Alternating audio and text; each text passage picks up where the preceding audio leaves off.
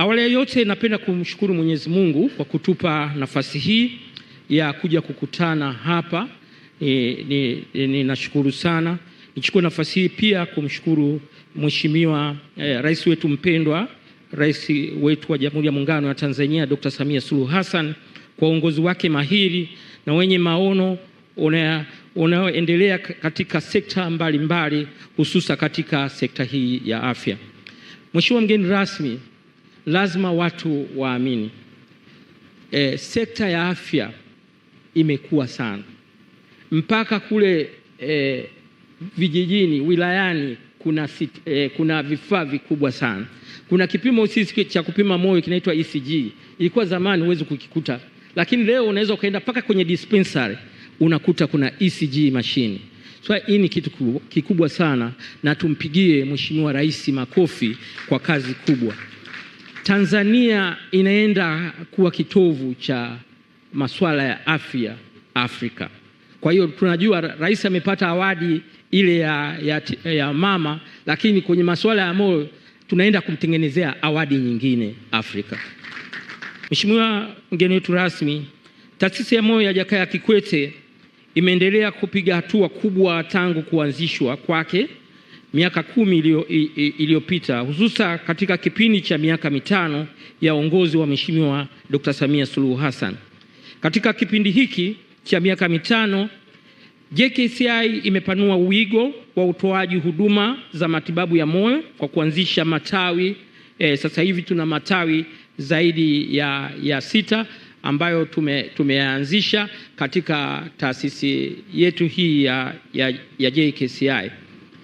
Na sasa hivi katika hii miaka 5 tulikuwa tunahudumia wagonjwa kama 500. Sasa hivi JKCI inahudumia zaidi ya wagonjwa 1500. Na hapa sijazungumza tawi la Arusha ambao tumelichukua hivi karibuni. Ile taasisi tulipoichukua baada ya makubaliano sisi na na wenzetu wa Lutheran Church, ilikuwa inahudumia wagonjwa chini ya 200. Lakini huu ni mwezi wa 3 tumeshafikisha zaidi ya wagonjwa 500 wanahudumiwa pale. Hawa ni wote walikuwa wawaje Dar es Salaam kupata matibabu, lakini sasa tumewapelekea watu wa kaskazini wanapata huduma. Tangu hospitali hii ya JKCI Dar Group ambayo ndio leo tulipokabidhiwa miaka 5 iliyopita, tumeendelea kufanya maboresho makubwa katika nyanja mbalimbali, ikiwemo kuongeza uwezo wa utoaji huduma za kibingwa bobezi zikiongozwa na huduma za uchunguzi wa matibabu ya magonjwa ya moyo.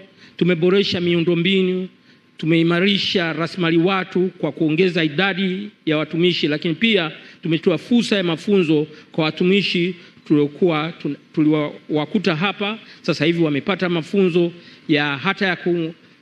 ya kuwahudumia wagonjwa mahututi. Tuko na wenzetu wa IMSA hapa wa emergency, kama mngeweza kusimama mgeni rasmi akawaona. Tumeshiriki nao katika kuhakikisha kila mfanyakazi wa JKCI kuanzia mlinzi hata anafundishwa jinsi ya kumhudumia mgonjwa mahututi. Kwa hiyo hii ndio itakayo kufanya kwamba utapokuja una uhakika kabisa kwamba umekuja katika sehemu ambayo inaweza kukusaidia mara moja. Kwa hiyo tumeimarisha sana katika hospitali hii ya Dar Group. Tulikuwa tunaona chini ya wagonjwa 200, sasa hivi taasisi inaona wagonjwa 500 na kuna siku paka wagonjwa 600. Na tunategemea haya majengo yote yatakapokwisha katika awamu zote 3, tutakuwa kwa hapa tu Dar Group tutakuwa tunaona zaidi ya wagonjwa 1500.